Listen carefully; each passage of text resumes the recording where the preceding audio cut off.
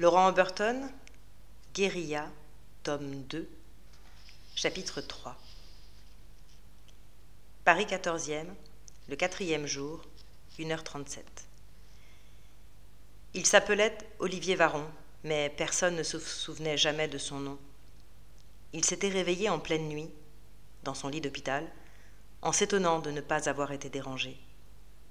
Il voulut se lever, avait pressé le bouton rouge de la poire d'appel, 1 fois, 2 fois, 3 fois, et personne ne s'était manifesté. En prenant appui sur la potence, il posa pied à terre, puis s'assit sur le rebord du lit.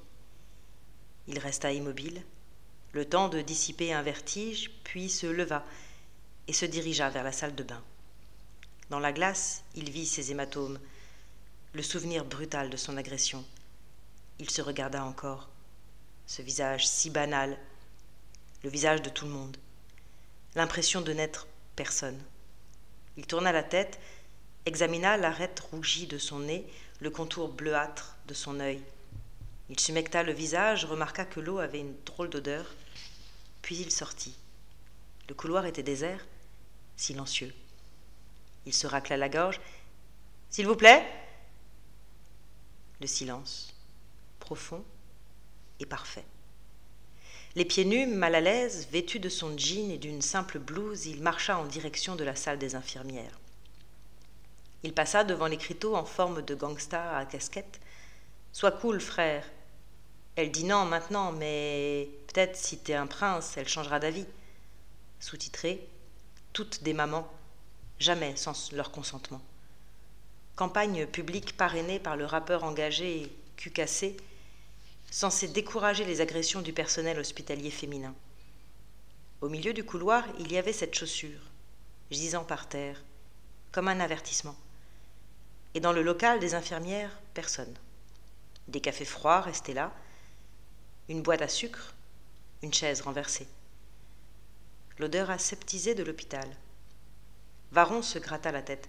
À cet instant, et à cet instant seulement, il pensa à sa fille, cette petite métisse, fruit d'un adultère, qu'il se faisait un devoir de considérer comme la chair de sa chair. Le temps des soins, après l'agression, on l'avait placée à la garderie de l'hôpital. Il avait entendu ce grincement, régulier, comme l'essieu d'un vieux chariot aux roues voilées. Une porte ? Non, non, pas une porte. Une sorte de râle, un râle humain. Un patient ? Où étaient donc passées les infirmières ? Une urgence, peut-être ? Il avança dans le couloir. Il y avait cette porte entr'ouverte, chambre 304, et cette trace rouge sur la porte. Et bien sûr que c'était du sang. C'est de là que provenait le râle, haletant, saccadé. Varon eut un frisson, hésita, regarda derrière lui, avala sa salive. Puis il poussa la porte, et il vit cet homme, de dos, juché à même le sol, entre deux grosses jambes écartées, flasques, pâles et baignant dans leur sang. L'infirmière avait l'œil entr'ouvert. L'homme lui mordait la joue. Cette joue était morte, et tout le reste avec. Des dizaines de pensées traversèrent l'esprit brumeux d'Olivier Varon. Fuir, sa fille, des secours, la police, toutes des mamans, jamais sans leur consentement. Le violeur de cadavres se retourna, croisa son regard, se redressa en jurant. Varon avait vu la surprise dans ses yeux noirs, la surprise, et puis la haine. Et il était resté là, planté, pétrifié, à regarder le violeur se relever et remonter son pantalon comme s'il l'attendait pour lui tenir la porte. Il se mit enfin à courir, et l'autre hurlait dans son dos. « Je vais te chlasser, sale fils de pute, te chlasser de la tête aux couilles !» Varon se rua dans la cage d'escalier, glissa sur une flaque de sang noir, chuta lourdement sur son épaule, tomba nez à nez avec le cadavre d'une vieille femme, ses yeux caves et vides, le dentier luisant hors de sa mâchoire fracassée. Il se releva et s'élança dans l'escalier. Il s'était tordu la cheville et déboucha en traînant la jambe dans le couloir du 4e, jonché de paperasses, de matériel ambulatoire et encore de cadavres. Il avait oublié sa fille. Il ne pensait plus qu'à fuir. Anesthésié par l'adrénaline, il courait presque sur une jambe, grimaçant à chaque appui, soutenant son bras et sautant par-dessus les corps, laissant derrière lui de belles empreintes de sang. Il se retourna, heurta un brancard, le repoussa violemment, continua et marcha sur un bras qui traînait par là. Il y avait un docteur au bout de ce bras, et il n'était pas mort, pas tout à fait. Il aurait voulu retenir cet homme qui fuyait, mais son bras n'avait pas répondu, et aucun son n'était sorti de sa gorge. Mâchoire et visage, rien d'autre ne bougeait, même pas son cou. Il endurait ça depuis des heures, nez contre le sol, dans le chlore du désinfectant et le fer de son sang. Il avait un mal fou à respirer, on lui avait tiré dans le dos. Il ne savait pas qui, juste que ça l'avait paralysé. Des émeutiers avaient envahi l'hôpital, il cherchait à fuir, des gens s'étaient fait massacrer tout près d'ici, et après des heures d'insuffisance respiratoire et de silence engourdi, cet homme lui avait marché sur le bras, sans qu'il en ressente la moindre douleur, comme si ce bras n'était plus le sien. Il avait vu le fuyard disparaître à l'autre bout du couloir. Depuis ce carnage, c'était la seule présence vivante s'étant manifestée à cet étage. Et puis il avait entendu ses pas, lents et feutrés, approcher dans son dos. D'instinct, il ferma les yeux, fit le mort. Les pas se rapprochaient, prudents, calculés. Était-ce l'un des tueurs ? Il s'était immobilisé tout proche. Le docteur entendait sa respiration, sentait de tout son être sa présence, l'imaginait se penchant sur lui. Puis il avait senti ses doigts froids contre sa carotide, et persuadé que cette main qui prenait son pouls allait l'égorger, il avait ouvert les yeux. Elle avait dit « Mon Dieu !» Et il avait reconnu sa voix, la voix de la psy, la voix d'Eva Lorenzino. « C'est vous ?» Le docteur Cachet avait soufflé plus qu'il n'avait parlé. « Vous êtes blessé ?»« Non, je médite. » Eva Lorenzino l'agrippa sous les épaules. Elle avait passé la nuit dans les faux plafonds, réfugiée comme un rat, sanglotant, avalant la poussière, assistant au massacre d'une patiente, attendant le complet silence pour se risquer hors de sa cachette. Elle pensait les tueurs partis et cherchait de l'aide. Elle souleva le médecin, lourd comme un cadavre, de sa flaque de sang séché. Un filet de sang frais s'écoula de la plaie qui lui perçait le haut du dos, presque au niveau de la nuque, bien nette, bien ronde, un demi-centimètre environ. La psy la colla au mur et ne vit pas d'orifice de sortie, à part ses éraflures sous la clavicule droite. La balle avait éclaté dans le corps. Grimaçant comme un vainqueur d'étape, le médecin cherchait son air. Il put contempler sa blouse trempée de sang. Il savait que c'était grave, les cervicales. Qu'est-ce qu'il faut faire ? Foutre le camp d'ici. Mettez-moi dans un fauteuil, je sais où aller. Nous devrions demander de l'aide. Cachet ne répondit pas. Il pensait que plus personne ne viendrait les aider. Eva Lorenzino bloqua le dossier d'un fauteuil roulant contre le mur et s'efforça d'y asseoir le docteur, bras entre les accoudoirs. Elle cala contre le repose-pied ses membres inférieurs, eux aussi totalement inertes, comme lestés de béton. Cachet respirait mieux, mais quelque chose chuintait dans sa gorge. Sa salive avait le goût du sang. « Pneumothorax » souffla-t-il. « Qu'est-ce qu'il faut faire » insista la psy.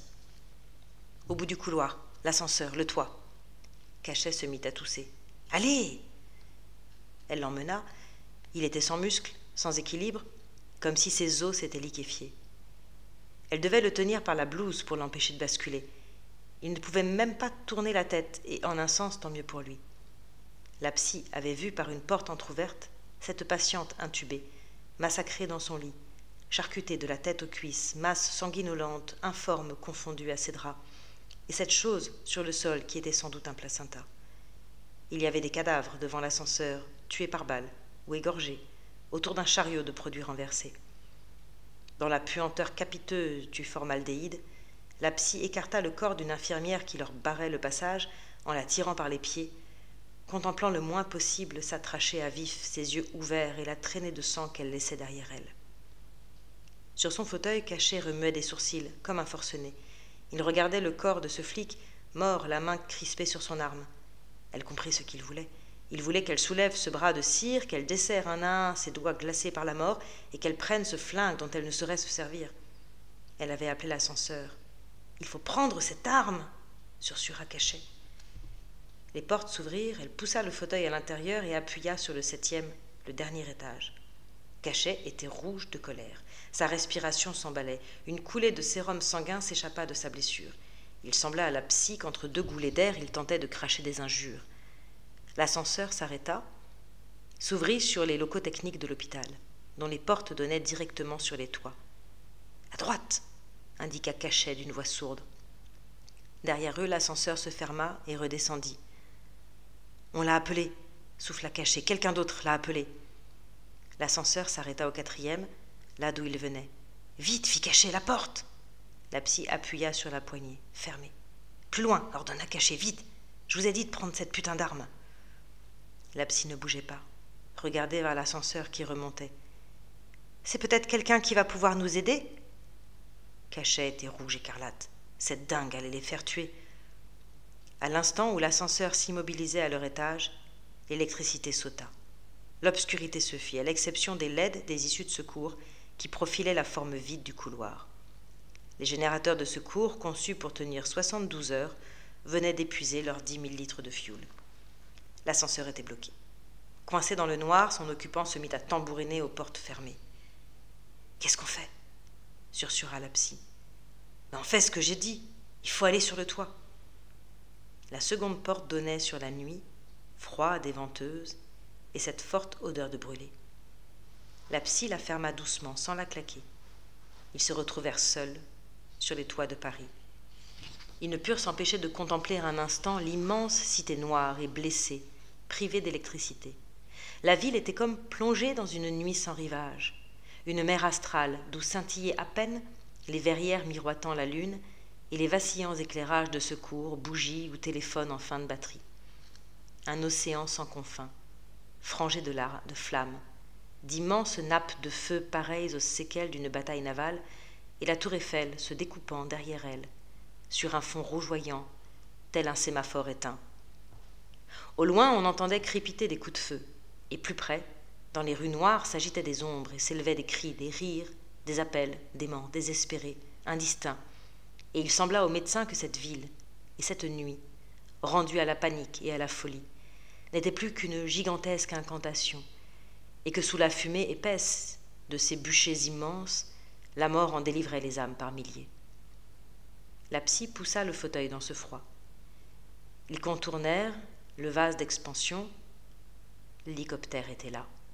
Un dragon EC-145, dans sa livrée jaune et rouge, déjà piqué de givre. Il y avait aussi le corps du pilote, gisant sur le ventre à quelques mètres, encore casqué, couteau planté dans le dos. La psy regarda la machine, ses échappements noirs, ses ailerons acérés, ses pales immenses et arquées, et puis elle regarda le médecin. « Vous n'y pensez pas ?» Il leva les yeux vers elle, il ne pensait qu'à ça.